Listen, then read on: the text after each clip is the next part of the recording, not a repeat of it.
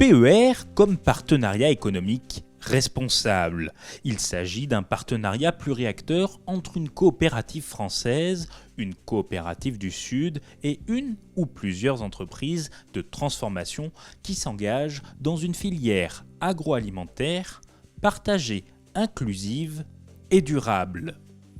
AFDI exerce plusieurs rôles dans un PER, celui d'animation et de médiation entre les coopératives et entreprises du Nord et du Sud, celui d'appui technique et financier aux organisations paysannes du Sud, celui de garant éthique dans la co-construction de démarches équitables et responsables.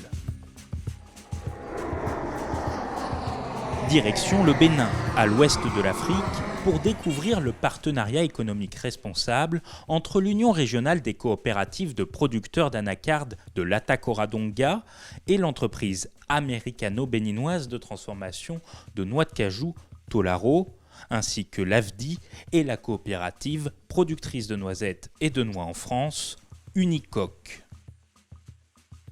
Le PER repose sur l'ambition partagée des acteurs de développer une filière de noix de cajou bio-équitable. Elle sera transformée au Bénin dans le cadre d'un approvisionnement responsable entre Tolaro Global et l'URCPA AD. D'ici fin 2022, le PER prévoit la conversion de 3000 producteurs et d'au moins 3120 hectares d'anacardiers.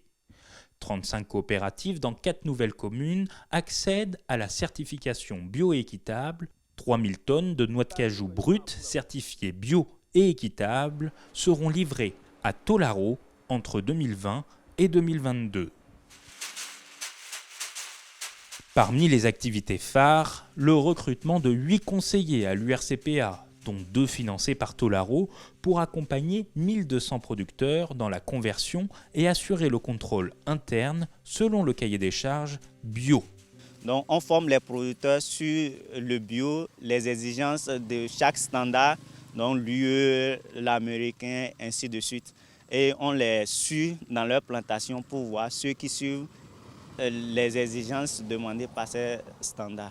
Autre activité, la formation des contrôleurs internes et animateurs de l'URCPA AD, comme Bruno, qui est au plus près des agriculteurs, comme ici sur un terrain reculé de Kouandé. Je lui ai aidé à installer sa plantation dans les normes. Vous voyez, la plantation est associée au soja et nous avons fait pratiquer une technique pour délimiter l'endroit où doivent se trouver les plants, genre le piquetage avant la mise en terre des plants. J'ai été aidée par la coopérative, ils ont subventionné les plants. Donc pour les 200 plants, j'ai juste payé 20 000 au lieu de 100 000. C'est l'importance et c'est l'avantage d'une coopérative.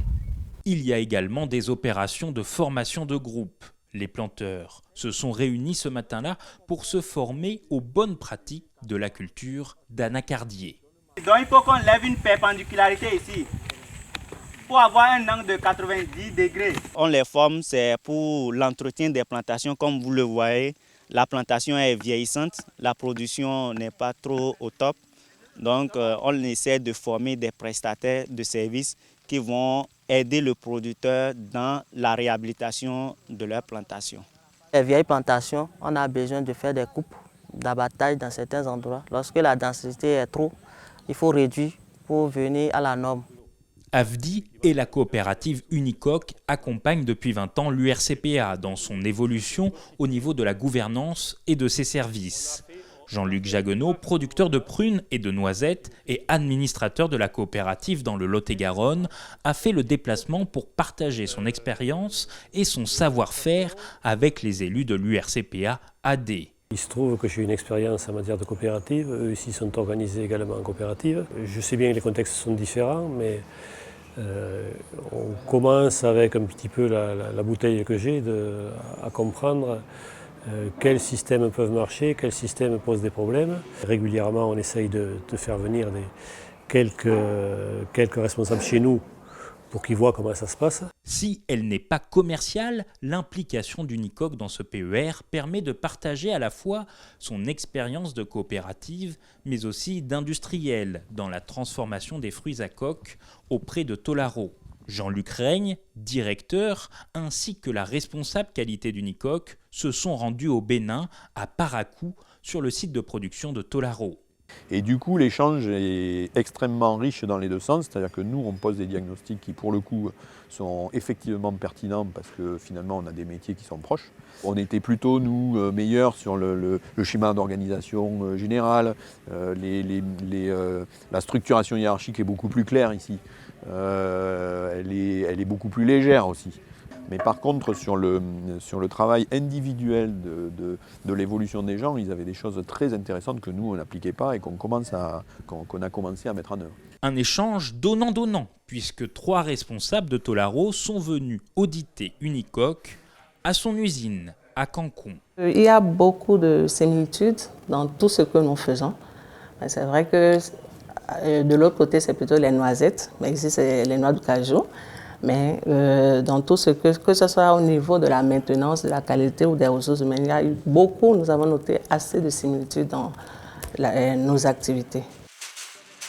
À l'horizon 2023-2024, Tolaro a l'ambition de transformer 20 000 tonnes de noix de cajou, dont la moitié en bio.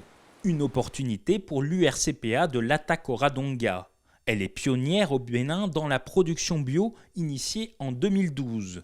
La production de noix de cajou certifiée bio et à terme équitable vise à fidéliser ses producteurs dans un marché très volatile en assurant à ses producteurs un prix de vente supérieur. La coopérative espère ainsi devenir le principal fournisseur en noix bio de Tolaro Global. D'autres perspectives s'annoncent comme appuyer Tolaro dans la recherche d'un marché équitable en Europe. Toujours dans l'idée de valoriser les producteurs de la filière. C'est vraiment de l'accompagnement, échange d'expériences. On a ensemble un projet à terme de commercialisation potentielle, mais ce n'est pas l'objectif premier. Et effectivement, ce serait bien qu'au bout, ça débouche sur une aventure de commercialisation avec justement sous label équitable, etc., qu'on les aide à rentrer en Europe avec leurs produits. Les partenariats économiques responsables accompagnés par AFDI, c'est permettre aux entreprises françaises d'améliorer leur vigilance, permettre aux entreprises de s'approvisionner auprès d'agriculteurs familiaux, permettre aux partenaires d'imaginer des systèmes innovants de gouvernance partagée, aider les organisations paysannes à répondre aux défis de la contractualisation. D'autres PER sont en gestation pour développer ce modèle qui concilie des objectifs d'internationalisation des entreprises françaises et du soutien à l'agriculture familiale africaine.